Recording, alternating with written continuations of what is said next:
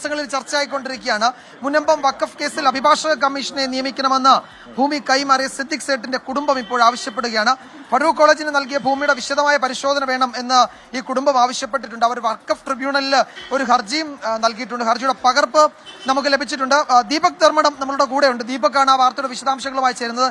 ദീപക്, ഇതിൽ ഈ കുടുംബത്തിന് അതിൽ തന്നെ രണ്ടഭിപ്രായം ഉണ്ടായിരുന്നല്ലോ. ഈ സിദ്ദിഖ് സേഠിന്റെ ഒരു മകളുടെ കുടുംബം അത് വഖഫ് ഭൂമി അല്ല എന്ന് പറയുന്നു, മറ്റു മക്കളൊക്കെ അത് വഖഫ് ഭൂമിയാണ് എന്ന് പറയുന്നു. അതിലാരാണ് ഇപ്പോൾ കോടതിയെ സമീപിച്ചിരിക്കുന്നത്, ട്രിബ്യൂണലിനെ സമീപിച്ചിരിക്കുന്നത്? ദീപക്.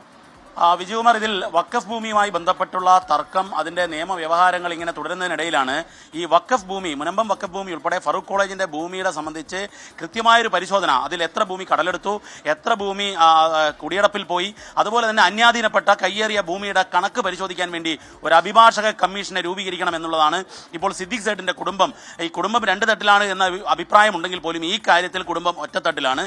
അതായത് ഇത് വഖഫ് ഭൂമിയാണ് എന്ന് പറയുന്ന ഒരു കുടുംബത്തിലെ ഒരു വിഭാഗം, അതുപോലെ തന്നെ ഇത് ക്രയവിക്രയ ശേഷിയുള്ളതുകൊണ്ട് ഈ ഭൂമി തിരിച്ചെടുക്കാൻ കുടുംബത്തിന് അധികാരമുണ്ടെന്ന് അദ്ദേഹത്തിന്റെ കൊച്ചുമകൾ സുബൈദയും ഹർജി നൽകിയിരുന്നു. പക്ഷേ എന്നാൽ ഈ കാര്യത്തിൽ കുടുംബം ഒറ്റക്കെട്ടാണെന്നാണ് മനസ്സിലാവുന്നത്.